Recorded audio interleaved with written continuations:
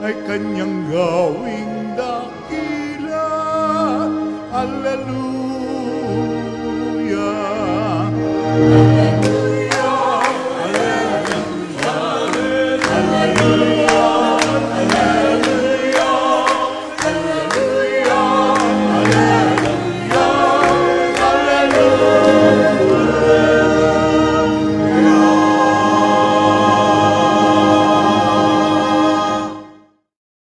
Sumainyo ang Panginoon. At sumaiyo rin. Ang mabuting balita ng Panginoon ayon kay San Marcos. Papuri sa iyo, Panginoon. Noong panahong iyon, may nagdala ng mga bata kay Jesus upang hilinging ipatong niya sa mga ito ang kanyang kamay. Ngunit pinagwikaan sila ng mga alagad.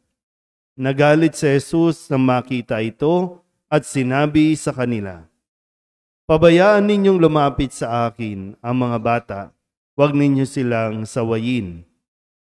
Sapagkat sa mga katulad nila naghahari ang Diyos. Ito ang tandaan ninyo. Ang sinumang hindi tumatanggap sa paghahari ng Diyos tulad ng isang maliit na bata ay hindi mapapabilang sa mga pinaghaharian niya." At kinalong ni Jesus sa mga bata, ipinatong ang kanyang mga kamay sa kanila at pinagpala sila. Ang mabuting balita ng Panginoon. Pinupuri ka namin, Panginoong Hesukristo. Magsiupo po ang lahat. Isang magandang umaga po sa inyong lahat. Ngayon po ay pinagdiriwang natin ang kapistahan ng Panginoong Jesus, ang banal na sanggol o mas kilala natin sa tawag na Santo Niño. Buong Pilipinas ang nagdiriwang ng kapistahang ito. Buong Pilipino na kung saan man silang dako naroroon, sa mga nasa online natin sa iba't ibang bansa ay nagdiriwang kaisa natin sa kapistahang ito. Viva Santo Niño! Pakitaas nga po ang mga imahe ng Santo Niño na inyong daladala. Ang nahihiya pa kayo. Kanino ba yan? Yan.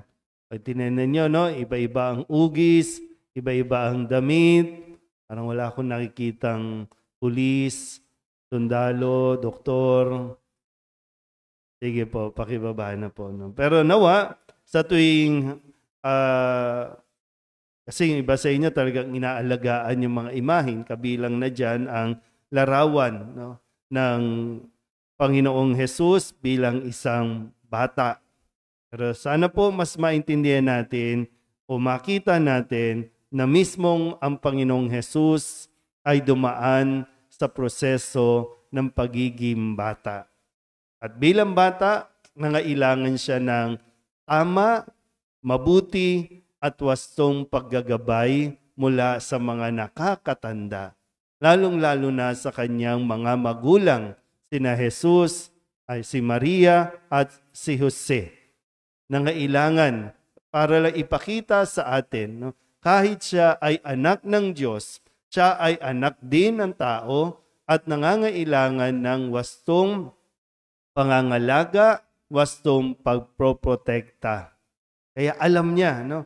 Alam niya yung nararanasan ng mga bata, alam niya yung kanilang pinagdadaanan, alam din niya. Lahat alam niya. Kaya nga sa ating ebanghelyo, nagalit siya sa kanyang mga alagad. Pag sinabing mga alagad, ito yung mga pinili niya na maging kasakasama, hubugin, pinili niya para magpatuloy ng gawain ng pagpapahayag ng mabuting balita. Pinili niya para bigyan ng kapangyarihan, posisyon. Pinili niya para bigyan sila ng karapatan na ipahayag ang mabuting balita. Pero bakit nagalit? Dahil pinagbabawalan nila, pinagwikaan nila yung mga tao na nagdadala ng mga bata at sinabing, "Huwag ninyong sawayin." Di ba pag sinabing sawayin, pinagbabawalan, pinipigilan na lumapit sa kanila. So itong mga alagad na ito, ang inaasahan dapat na mas maging magiliw, mas maging daan para mas mapalapit ang mga tao, lalong-lalo na ang mga bata, na makilala si Jesus. Pero para bang sila pa yung nagiging hadlang. Kaya nagalit si Jesus. So, sa pagdiriwang natin ng kapisahan ng banal na sanggol o Santo Niño, hindi lang ito basta ipuposisyon ng mga imahin, pababasbasan, magkakandirit tayo, sasayaw tayo, kundi isang pagpapaalala muli ito ng ating pong obligasyon o responsibilidad na pangalagaan at protektahan ang mga batang ito dahil mananagot tayo sa Diyos. Sabihin nyo nga sa katabi ninyo, hindi ka na bata. Yan, itong mga ito, yan yung mga bata. Yung mga nagsayaw dito, yan yung mga bata. Pero ikaw, matanda ka na. Tumanda at tumatanda tayo. Yung iba nga sa inyo, pabalik na, di ba? No? Pabalik na. Yun naman talaga yung nagiging proseso. Maswerte na lang kung medyo lumakas-lakas tayo, pero meron tayong mga nakikilalang bumabalik talaga sa pagkabata. Hindi ko alam kung sa hiwaga ba ng Diyos na binabalik tayo sa pagkabata para matutunan natin ulit kung paano ang dapat na asal ng isang bata. Yung marunong umasa, marunong magtiwala, at dumepende sa mga nangangalaga sa Kanya. Lalong-lalo na sa Diyos. Minsan medyo kailangan alisin yung pride. Kasi yung kalaban. Habang tumatanda din o tumataas yung level ng pride natin.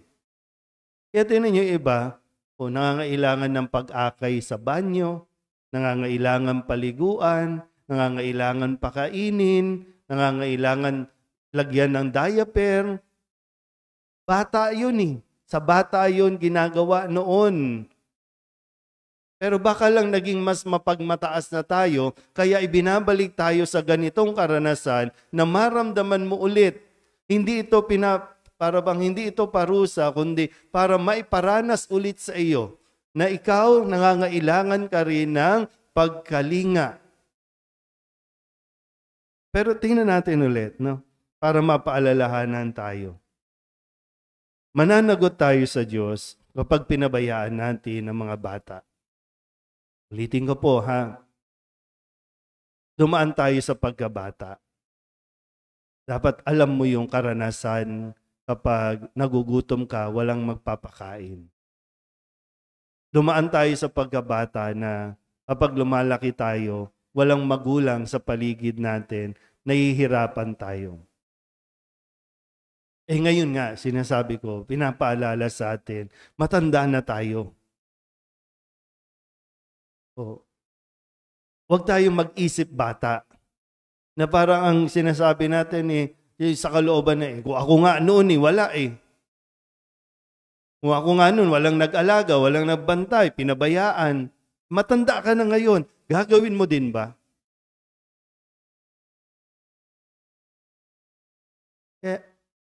Isang responsibilidad ang pinapaalala sa atin ngayon. Mas mahirap po kapag yung mga matatanda, mas isip bata doon sa inaalagaan. Nag-iisip bata. Ang sinabi, ang kailangan, pusong katulad ng isang bata, hindi isip bata. Saan tayo tutungo nito kung yung matatanda, mas bata pa doon sa inaalagaan? Kung yung matatanda, mas makitid pa yung pangunawa kaysa sa mga bata. Tapos nagtataka tayo, bakit ganito nangyayari sa mga bata? Kasi ang daming nagpapabayang mga nakakatanda. Maraming matatanda yung hindi gumaganap ng kanilang responsibilidad. Hayaan ninyo, sabi ni Jesus, hayaan ninyong lumapit sa akin ng mga bata.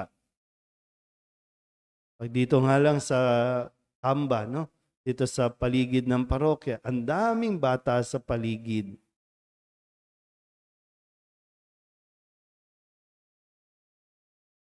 Nasaan yung mga pinagkatiwalaan, mga laga sa mga ito. Parang okay lang, bahala ka na dyan. Pag nakalakad na, o sige, pinabayaan na.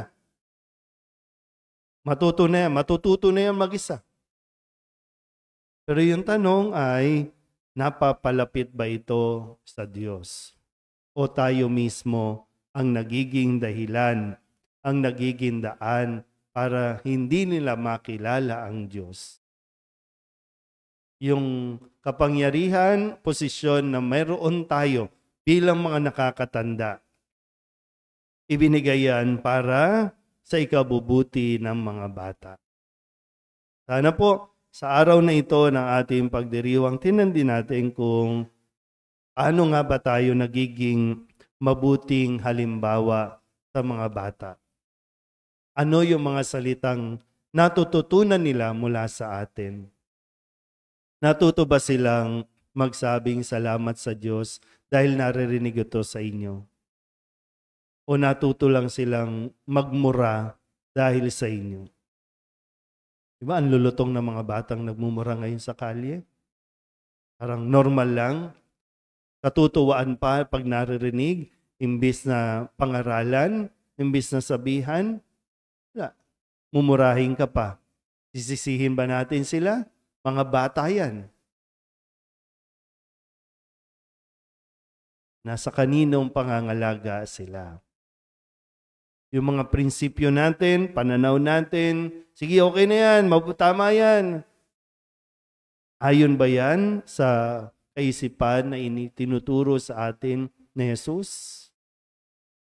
Tandaan mo, babalik ka sa pagkabata para matutunan. Hindi ko alam kung rewind din ba ng buhay natin yan.